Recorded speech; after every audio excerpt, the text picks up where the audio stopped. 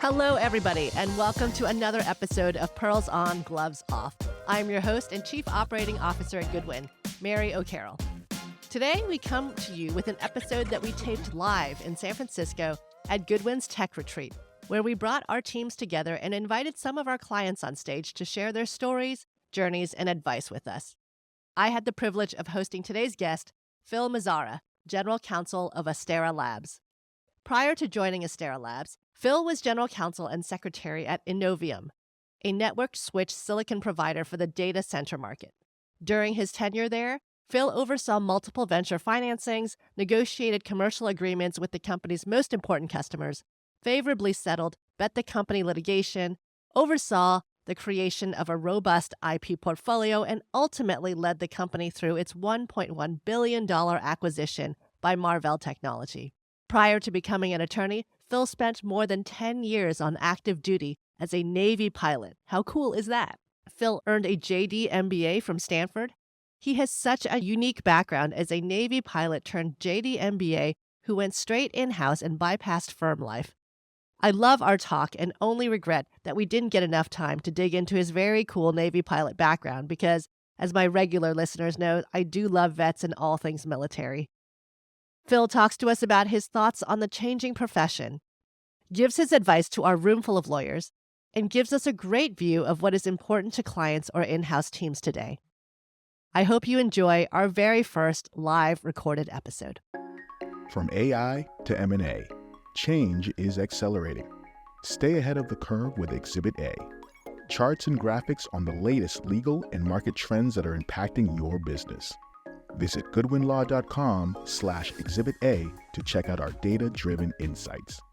So Phil, love to take the time to just have you introduce yourself. His background is incredible. It's amazing. And after I heard it, I was like, oh my God, you must be so good at being a general counsel because you've got all these amazing things that would make you, in my opinion, very well suited to do the role very well. So Phil. Perfect. I'm the General Counsel of Astera Labs. I've been at this great company that just went public for about 2.5 years now. But prior to that, and I think probably a little bit about why I'm here, I've been a user of Goodwin services for almost a decade. So I've been at 2 chip companies. Both of them use Goodwin Proctor for outside counsel. I have a lot of experience working, many of you in this room.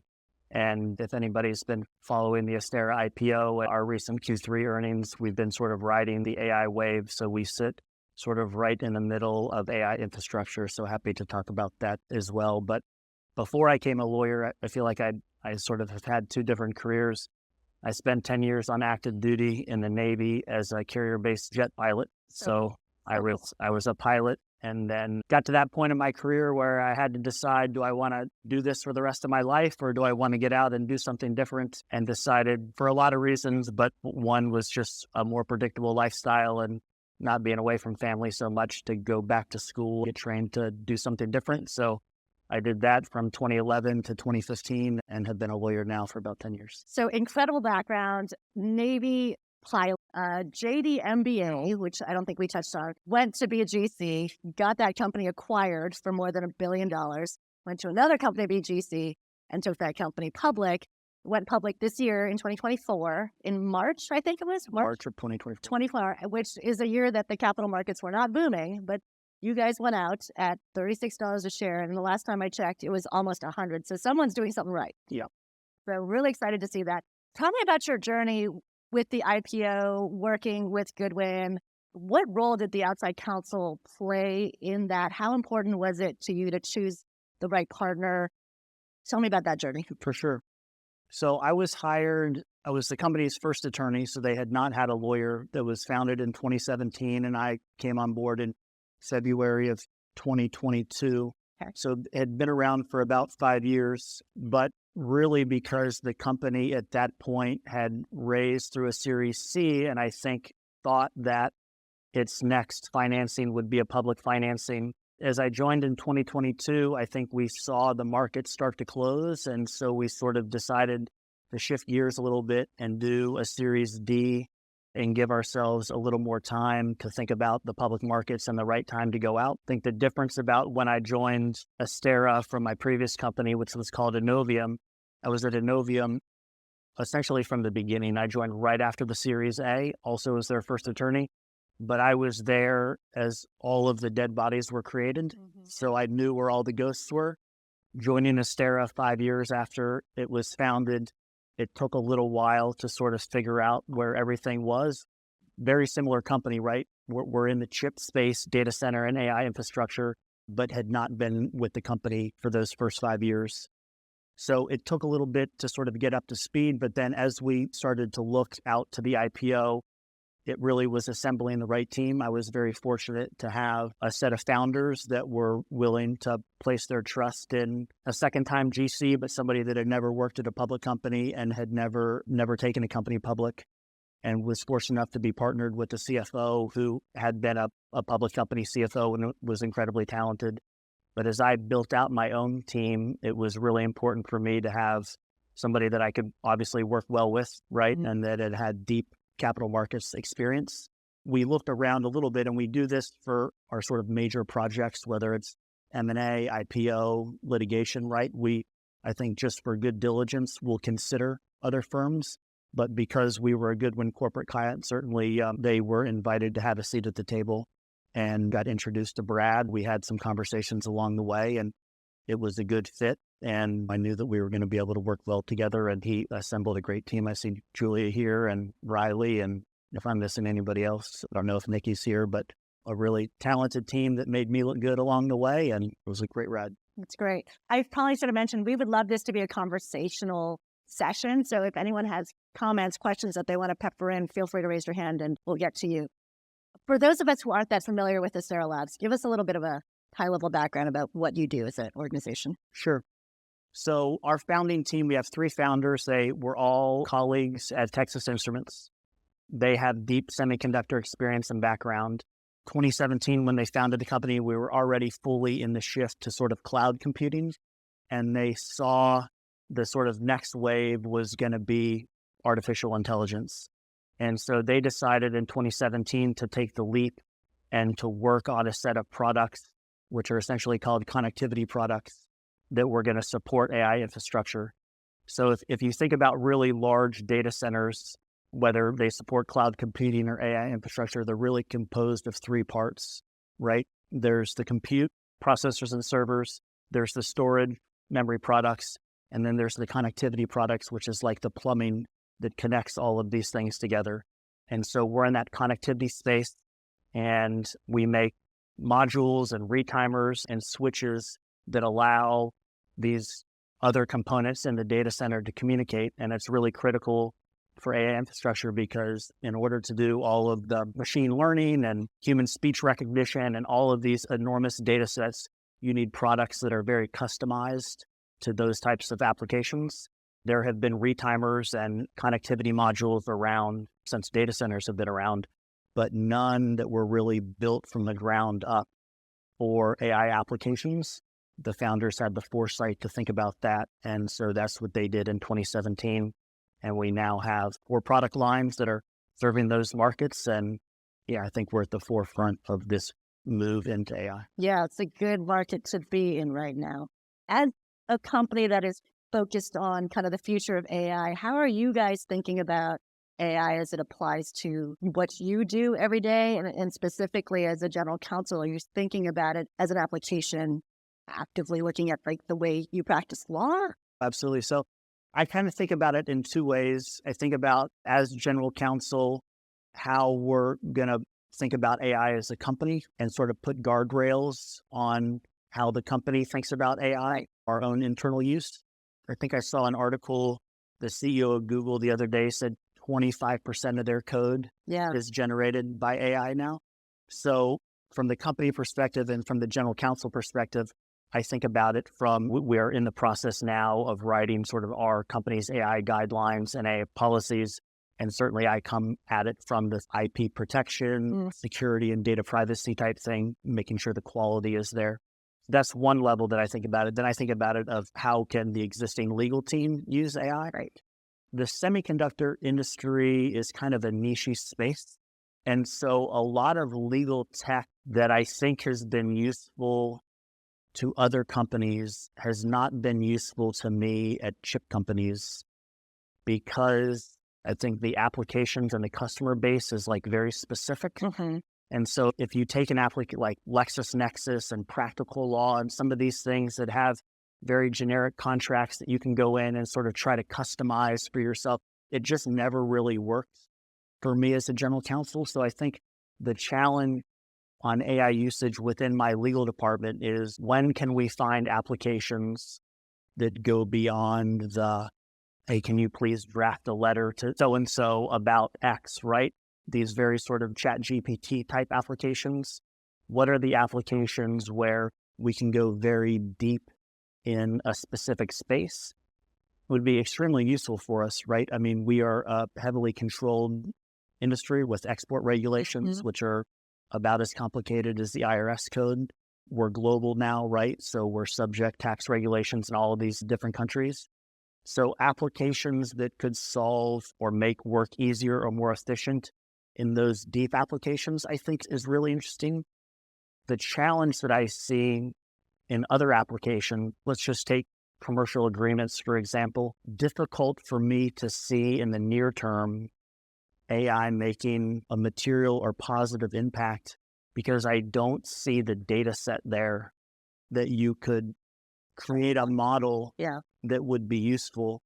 Unlike the export regulations or the IRS code, it's all public, and you can look at IRS opinion letters and Department of Commerce guidance on things, right? You input your product specs and it says, we think this is the classification. For something like a commercial agreement with one of our major hyperscale customers, right? They're typically confidential.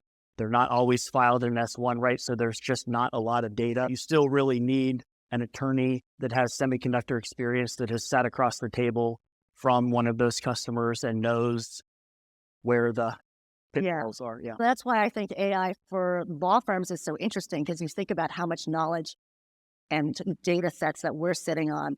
We just haven't figured out if we can use it for training yet because of all the security things and who owns that data. So that needs to be all sorted out. I agree with you. So the way I kind of think about AI for legal is there's really 3 tranches of AI use cases right now. The first and most basic is what I would call like efficiency or productivity tools. We see a lot of Microsoft Copilot, help me draft an email, help me summarize this document or this meeting notes or what have you. But that's kind of basic productivity. The next area, as we go up the value chain, I would call legal adjacent work, where you're like able to extract metadata from maybe a contract, or you're able to do some research using AI tools. It's not truly practice of law yet, but it's stuff like kind of around the practice of law. Then you get to the stuff that you were talking about, where the complexity, it's like the actual work that lawyers are doing day in and day out. There's so much promise, so much potential there. I haven't seen it at the level that we need it to be yet to really change the game. Now, I'm 100% certain that it's coming. And it's just so interesting, this evolution of AI and what it can do is not linear. It's like a step change that happens over time. So I think we're all kind of watching, waiting, getting ready for that step change to come, where you wake up one day and it's a different game. But I agree with you, kind of day to day, we're not quite there yet. The data sets exist. Can we train the model? And can the models get good enough? I'm very excited about the potential, but not yet. I think you guys are also sitting on another data set that could be interesting to clients. I mean, I think the emails that Brad and I least like trading are the, hey, I'm working on the budget for 2025, or where are we on the IPO budgets, right? Like, obviously, that's one of my jobs as the general counsel. Now that we're a public company, it's even more important, and the spend can get quite expensive. So you have all of these different clients. You've taken lots of companies public. You've done lots of M&A deals. You've done lots of litigation deals. You probably have a lot of interesting data sets when a client comes to you and says, we just got a lawsuit filed in the Northern District for trade secret misappropriation and violation of a non-solicit clause in an employment contract. Can I get a flat fee for this? Or what do you think it's going to cost? You probably have a lot of data where you can come up with either interesting budgets, or maybe more accurate budgets, or proposals, or interesting flat fee models. Absolutely. So that's a lot of the stuff that I'm focused on here, is thinking about one of my biggest priorities is data. I actually think that we collect a lot of data. 10 firms make use of that, both for our own internal operations, but also to add value to the client experience. And you're right. If we've done something, if we've seen something a dozen times, 100 times, what knowledge can we then impart to create a better experience for you? And so that we're selling more than just legal services. It's like this whole experience knowledge bank that we're able to share with you. Yeah. It's a really exciting feature. Okay, so that's AI. As you're thinking about the role of general counsel, I think we just kind of touched on this, where it's more than just legal services. Are you seeing a change in the role over time? I mean, again, I only have a limited set. I have not been practicing law for 30 years or a general counsel for multiple decades. What I have seen is that you're being asked to do a broader set of things rather than what you would just consider sort of like strictly legal functions. Right. So certainly compliance is legal adjacent, but not always necessarily legal. So I'm also the company's chief compliance officer, but there's compliance stuff that maybe falls in legal, like insider trading policies and whistleblower protection stuff, but the export controls, not always. Like we help create the company's employee handbook. We just sort of HR adjacent. So I think what the general counsel has been asked to do is sort of getting broader. I don't know if it's necessarily more complex. I think you're asked to do things, at least in the companies that I've been in now, sort of at a faster pace. Yeah. And maybe certainly because we're in the sort of Silicon Valley startup tech industry, initially with fewer resources. And so whether that fewer resources is limited team, limited budgets, limited time, those are kind of some of the challenges that I face on a daily basis. So I do think it's gotten more complex though. And your roles, as I observe from the outside, have gotten much broader in scope. So certainly compliance, regulatory work. You're, I think, much more in the ear of the CEO or the leadership team in seeing across the entire organization. But the world has become much more complex. I mean, environments that you are all operating and competing in have become much more complex. So I think your jobs have become much more complex. Do you think so? Probably. I've just probably parachuted into it while it was complex, but we're global now. I think when I started, we had 2 foreign subs. We've got 5 or 6 now in countries with vastly different legal regimes. Yeah. So keeping up with that, definitely a full-time job. And so how do you think about your limited resources? When do you want to use outside counsel? When do you want to just use your own team? Because you have a team of, several people right now? Yeah, so we're a team of 6. So including myself, we're 5 attorneys and 1 paralegal. We rely on outside counsel a lot. And I sort of think of outside counsel in 2 ways. One is an extension of my own team. One of the easiest ways to convince your CEO or your chief human resources officer that you need to add extra headcount is to show them your legal bill for the year. They really are an extension of the team and they're subject matter experts, right? So I would say both myself and my deputy GC never worked at a law firm. We have deep semiconductor experience. Mm-hmm. We have subject matter expertise in lots of different areas, but we would never advertise ourselves as a capital markets attorney or a IP litigator, right? We don't have that deep subject matter expertise. So when we need that, always go to outside counsel.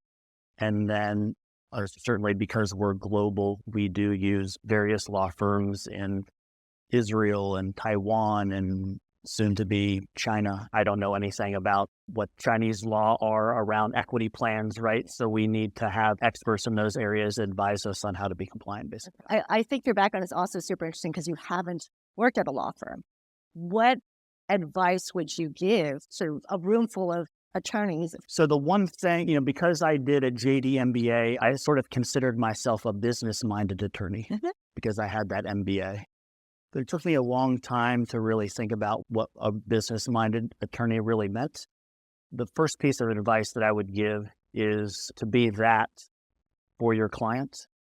And the way that I'll explain it is, has anybody heard of this rental car company called Sixt, X-I-X-T? So I don't know if they're new or they're just new to the United States, but I think they've got a location at SFO and at San Jose. But their marketing line is don't rent a car, rent the car. They will rent you like premium vehicles, right? Yeah, it's not the Ford Taurus, it's the BMW X Series or whatever. So to me, a business-minded attorney means you don't understand business, you understand the business. And the business is my company. Your business. My Yeah, business, that's right? key. And so what does that mean? So understanding Astera Labs means understanding, okay, the industry that we're in, the semiconductor space, there is some jargon that you would not know if you've been in this space. It means at a high level, sort of understanding the products that we have, the customers that we sell to. This was like one of the biggest discussions with the bankers in our S1 was how we define the word customer, because the people that we generate revenue from or the people that write us checks when we're giving products are not typically the people that are the end users of our products. Understanding these nuances, understanding who our competitors are in the industry, right? What they're doing. It differs by product line. Certainly in the semiconductor space, understanding at a high level our supply chain, because we are a fabless semiconductor company. Even though we sit here in Silicon Valley, we don't actually fabricate and make our chips. So we have a supply chain that's typically located in Asia, actually makes the silicon wafers and then package these chips into parts that we can then sell. Understanding what fabless means and how the supply chain works and what those risks are inherent in the supply chain. And then I think the other big piece is understanding or getting to know the management team and the board of directors. I see these discussions a lot with general counsels about, do you allow law firm partners in the boardroom, right? And I think it's kind of a fool's errand to not do that, because I think it's one way that the firm can get to know the business. Yeah. Not just the things that are being talked about in board meetings, but getting to know the board members.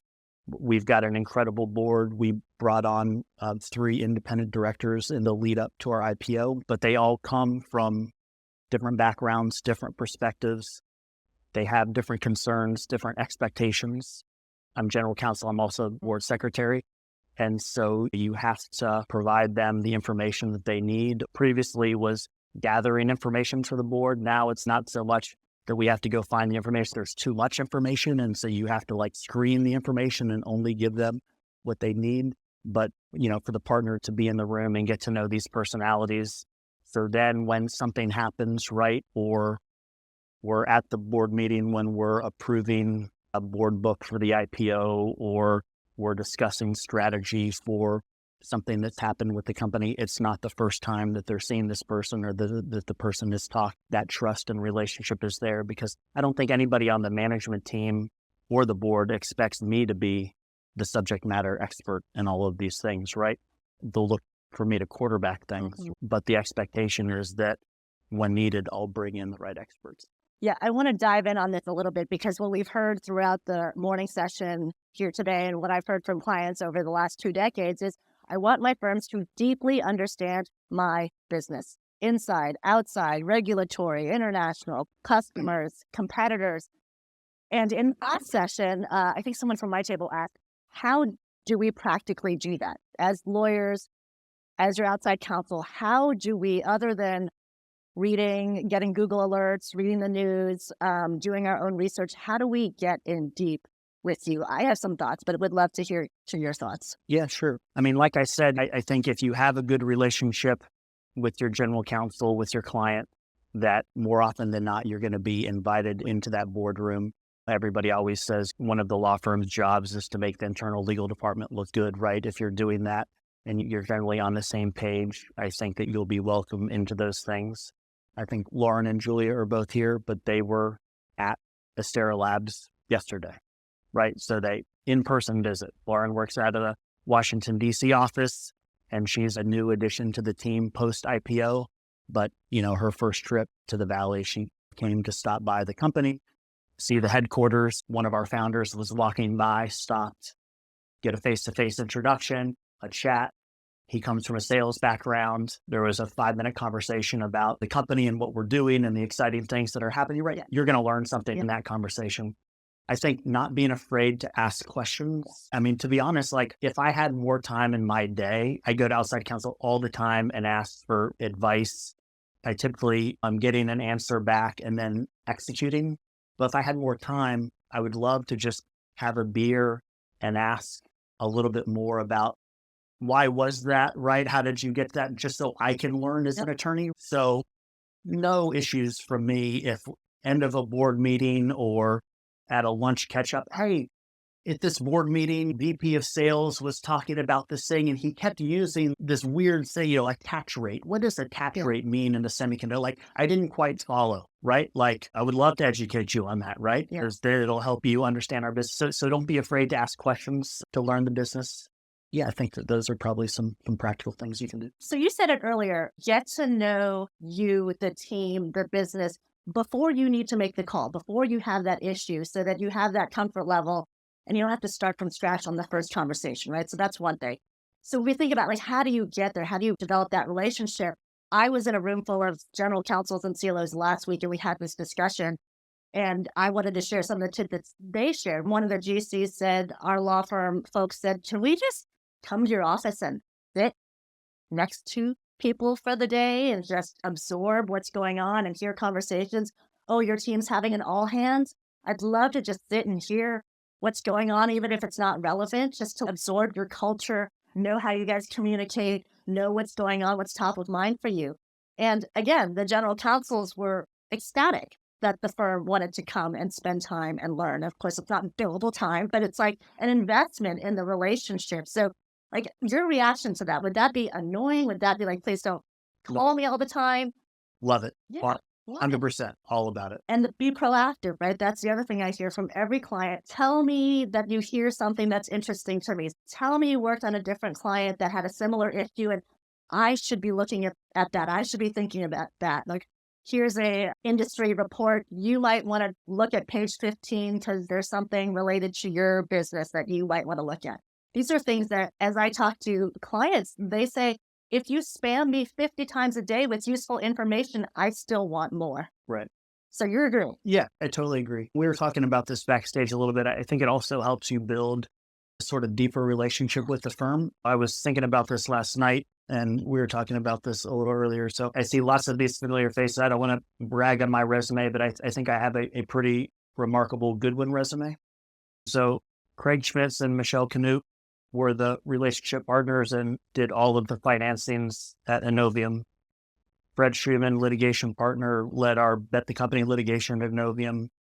Craig Blude on the employment team helped me exit founder. Justin Smith and James Ding helped us sell Innovium for $1.1 billion. Jake Osborne did all of our CFIUS filings at Innovium when we took international investment. I did 2 tender offers with Jamie Hutchinson. Brad and Julia, Riley and Nikki took us public. Lauren Visick now helping us as a public company. I'm on the phone all the time with Monica Patel, both at Innovium for 280G stuff and now for exec comp and CDNA stuff in our upcoming proxy. Nicole Chesari helped us with shareholder issues that we were having. I think Kevin is sitting over there. We have conversations about commercial agreements and licensing all the time. So if I have an issue that's not corporate related, it's good to know that other partner or associate that I can pick up the phone and call because it'll help me resolve the sort of issue quicker. I think to your point, it helps me be proactive rather than reactive if I have a relationship with these people already. I think the caveat to that is that I don't want to be sold unless I ask for it. Now, I will ask for it. If we're considering doing an M&A, I may ask Brad and the team, hey, come pitch. We want to hear what your pitch is for this. Because sometimes you're hiring the firm, sometimes you're hiring the partner. Sometimes you've got to make sure the partner and the firm match the matter that you're trying to solve for. And Goodwin is a great fit in many and most cases, but not every case. There are some things that could be internet and just that doesn't work.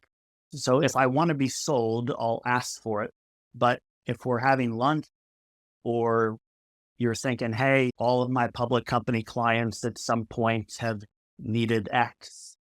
This is probably coming. It may not be this year, but it'll be next year. I'm going to invite so-and-so to the next lunch just so you can meet, right? There's no, I'm not selling anything, I'm not pressured, just, hey, this is this guy. This is what he does. You may see this. I love that too.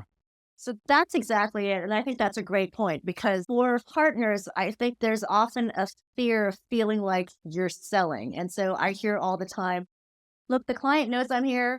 They know what I can do. They know what we can do as a firm. They'll call me if they need me, but I don't want to bother them.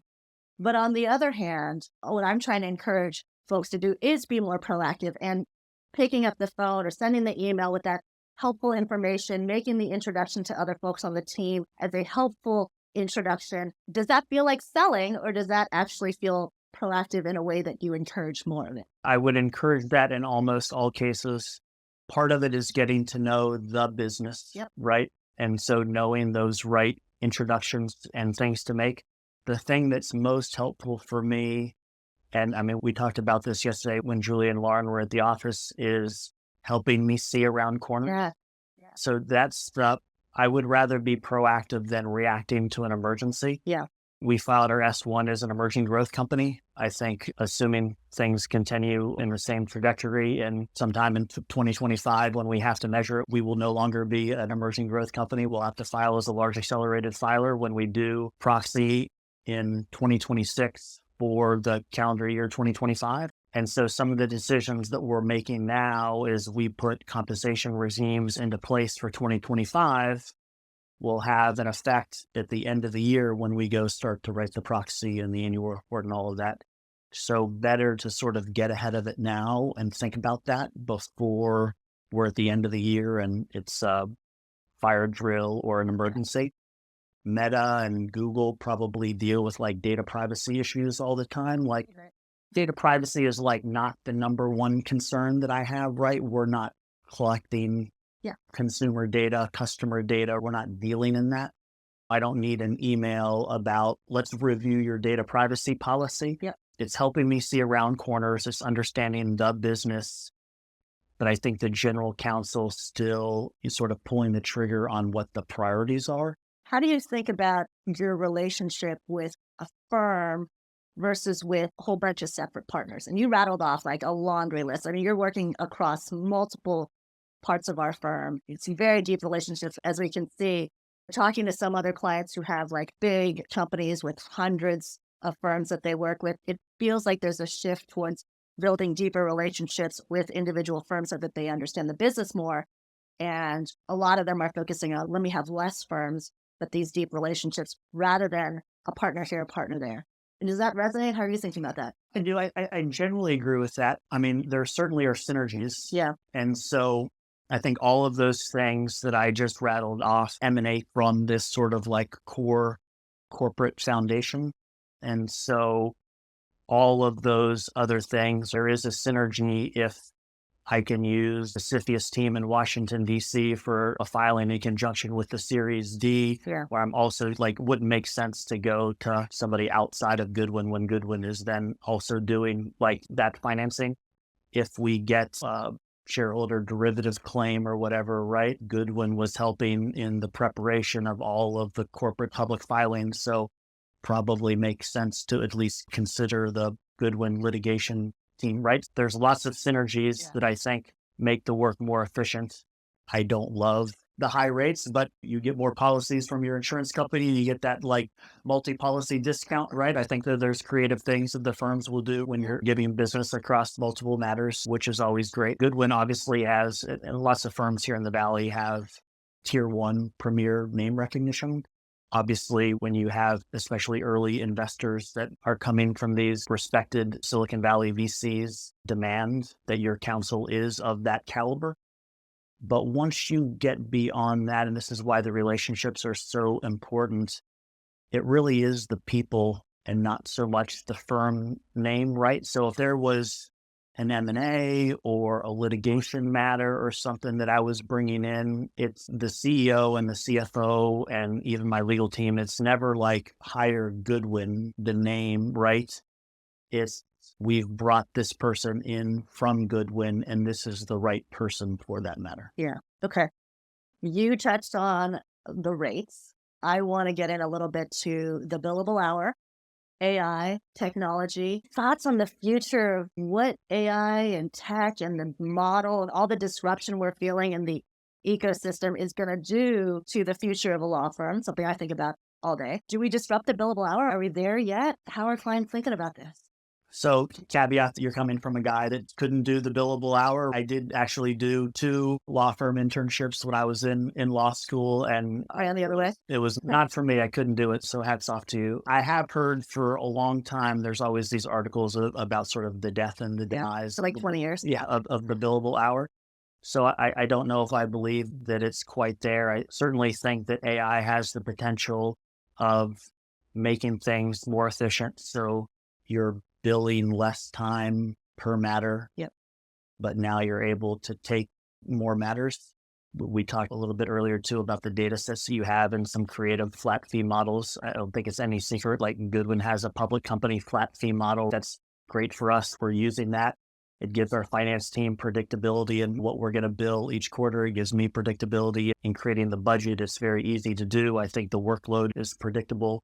So as a client, I love that. Predictability is really important for a client. Even if you are using the billable hour, I can't emphasize enough how much communication on where you are against the budget and the bills is so important to a client. Totally.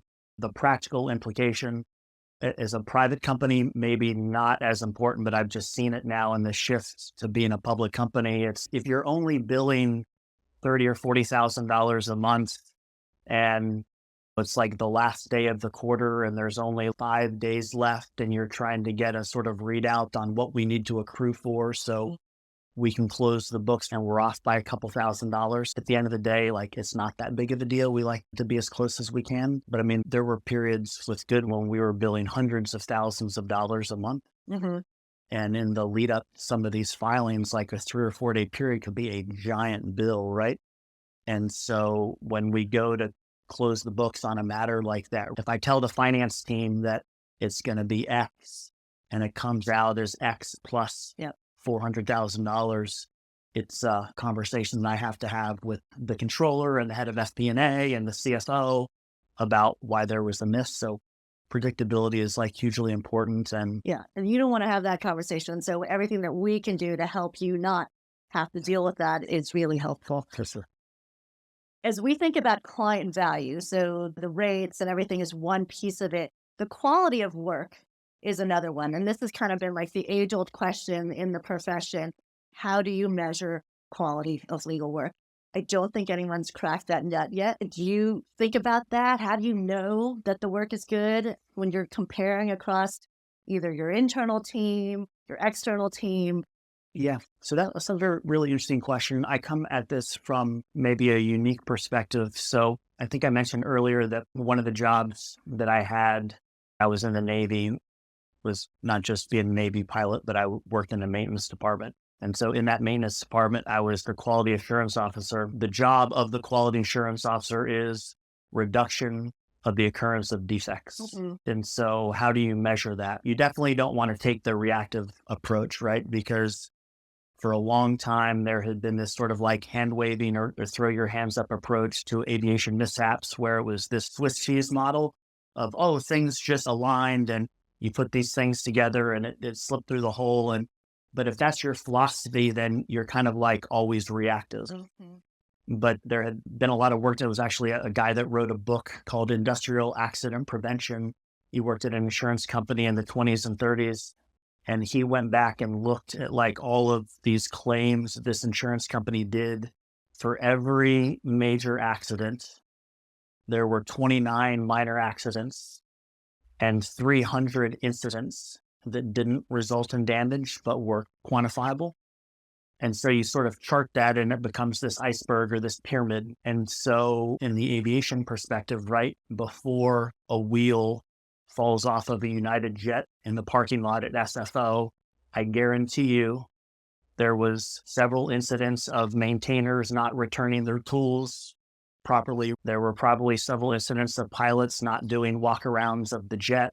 There were probably several runway incursions, right? All of this stuff leads up to this incident that causes damage or loss of life. So the way that I think about now quality of legal work is I need to get involved when I start seeing these minor defects, because in my mind, it could rise to the level of major defect. Let's take signature pages in a series financing. If we update signature pages for the Series C, and then we get signature pages for the Series D, and the updates didn't follow through, that's just like one piece of evidence of a little miss. But if there's a little miss there, and then we ask for something by Thursday and we don't get it until Tuesday, then there's another little miss there, and then we get something and a piece of feedback wasn't incorporated. Okay, then now maybe it's a conversation with the senior associate or the junior partner about, hey, I've noticed a couple of these things. Everybody makes mistakes, but we've got to have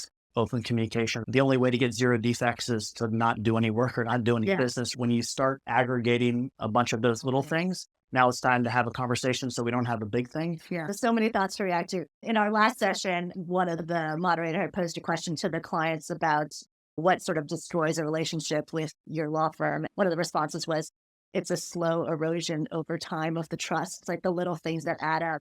I'll share with you, we did an interesting study when I was at Google to see if we could figure out how do we measure quality in legal services. So anyway, I thought that was interesting. Other thread I wanted to pull on. Can I just stop there? Because I think that's really interesting. So I guess maybe table stakes is like quality of the legal work, right? Like you can't be giving like wrong answers. And I think that's exactly right. It. Yeah. But a little bit of what you were talking about was like quality of the service. And that's a little bit of a nuanced difference. And so for sure, I agree with that. Like responsiveness is important, even with my own internal legal team, shorter emails. So I don't necessarily have to go line by line of a 9-page document or 30-page document. Like that's great.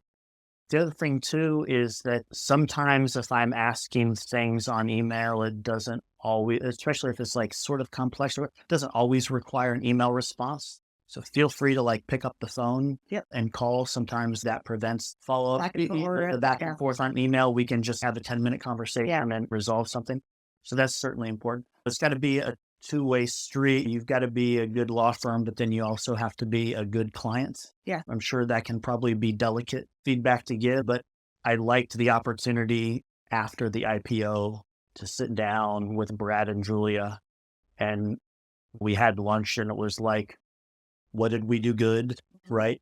What did we learn if we could do it over again? Or are there any things that you would like to see tweaked? Great, because we have both positive and constructive feedback.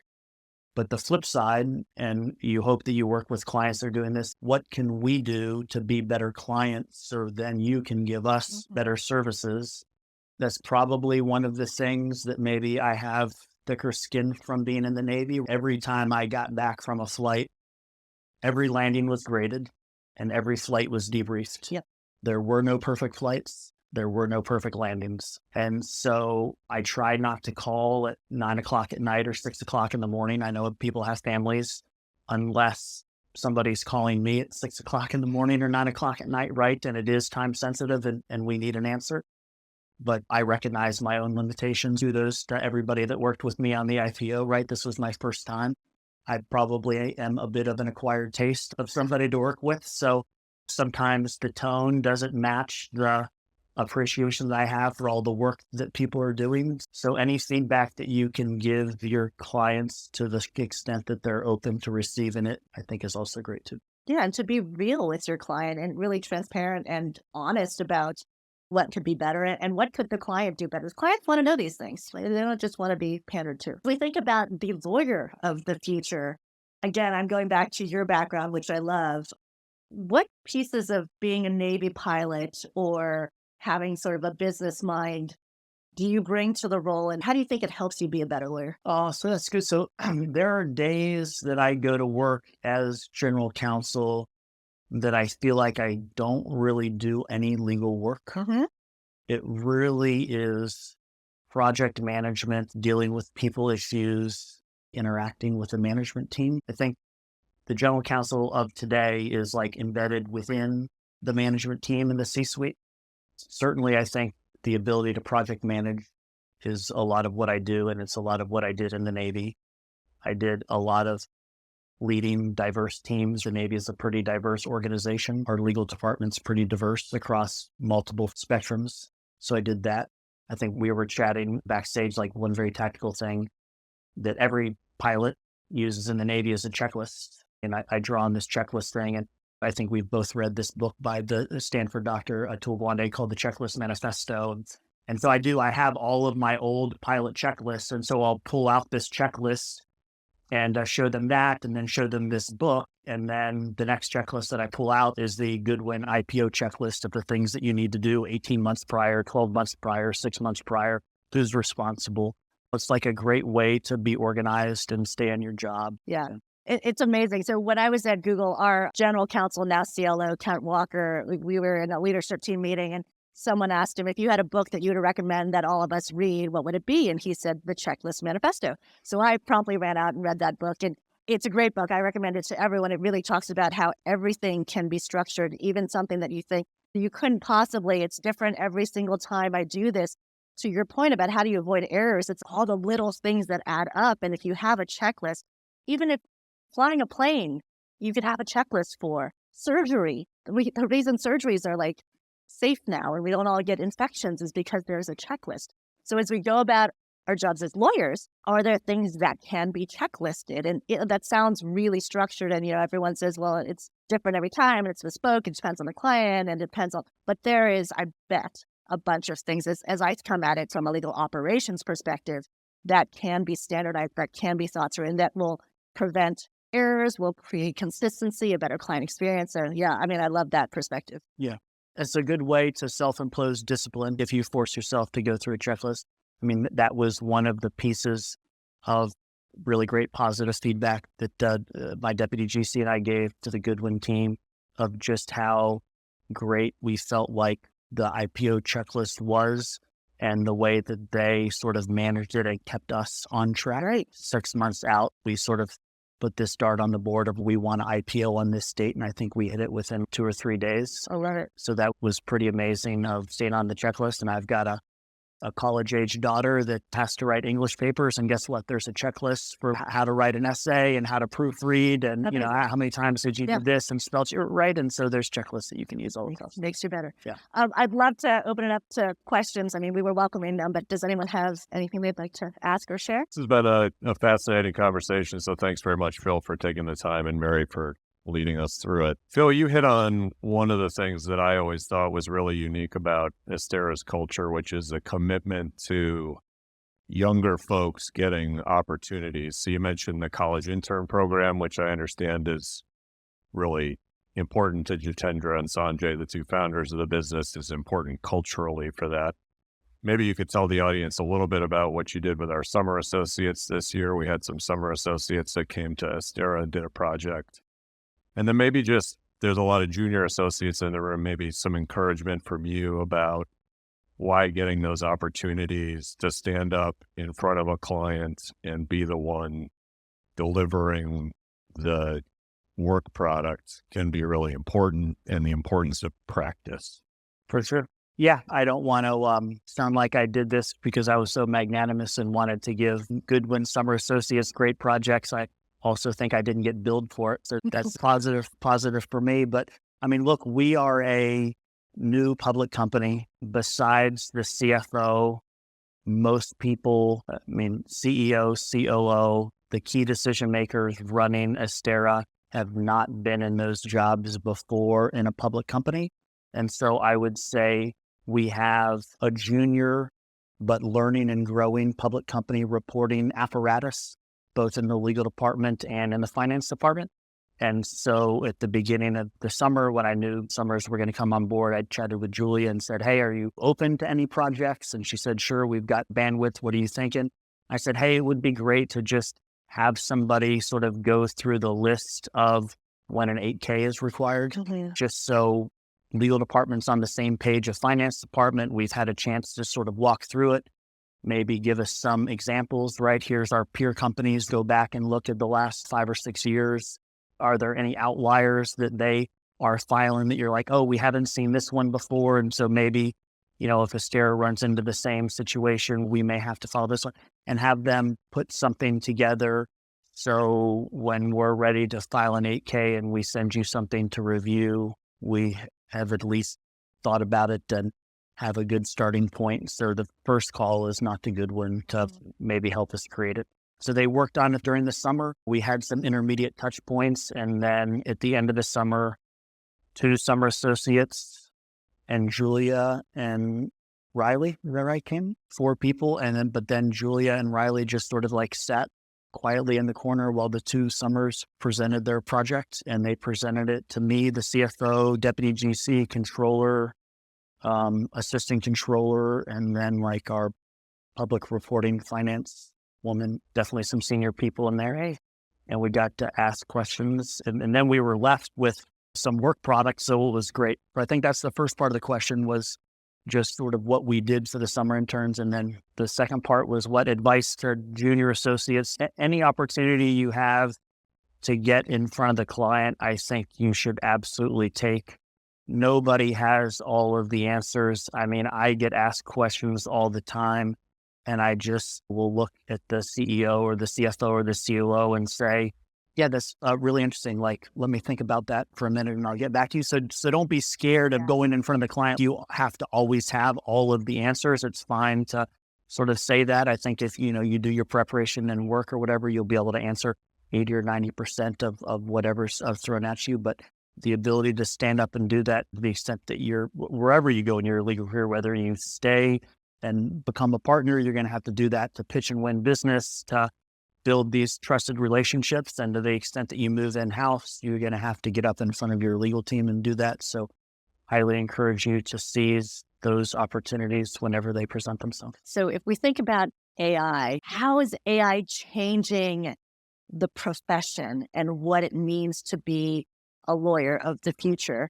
We talked a lot about being subject matter experts. And that, in my view, there's kind of been two parts of being a great lawyer to date: being a deep subject matter expert and having really great judgment. AI is going to help you with being a subject matter expert. And in fact, that becomes less of a differentiator as an individual, because we're all going to have access to that same amount of deep subject matter expert. The judgment can't be replaced by machines. And I think that becomes more and more important as we move on. Yeah. Look, I don't want to get phased out of either of these jobs, but just so you know, like, there are autonomous airplanes that are landing on aircraft carriers now, right? So there's this big thing of like, are we going to phase out naval aviation? But there is like a judgment piece, and then there's this like ground officer piece of, you have to have a pilot be the quality assurance officer in the maintenance division, because they're the ones that are like ultimately accepting the airplane for delivery. So I don't think that you'll ever see an aircraft carrier that's full of just autonomous aircraft, because you can do that stick and rudder stuff, that's subject matter stuff, but there is this judgment piece that you may never get.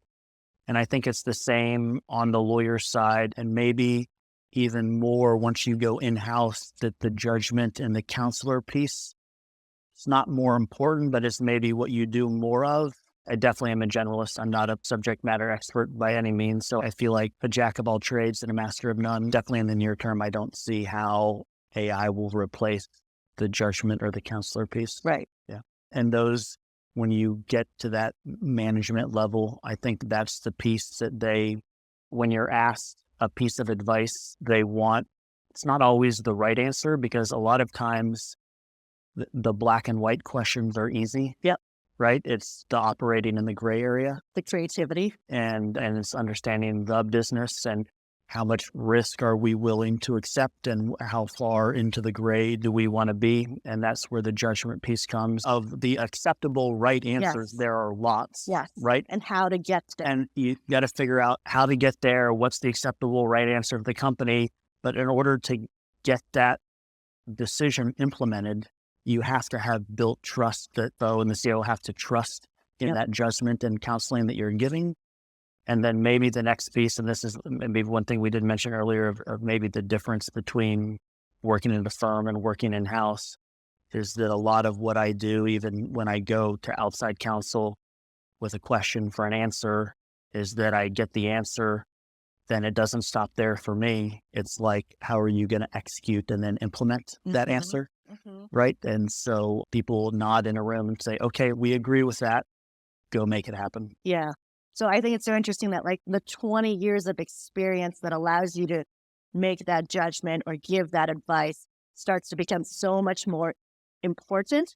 And the groundwork and the research now maybe gets automated, AI'd, what have you.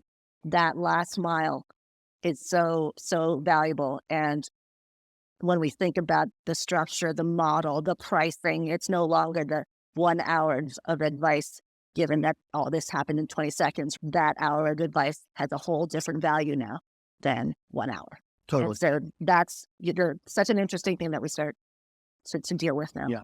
With that, thank you so much, Phil. I hope you guys all enjoyed that conversation. I know I learned a lot, so appreciate your time and for being here.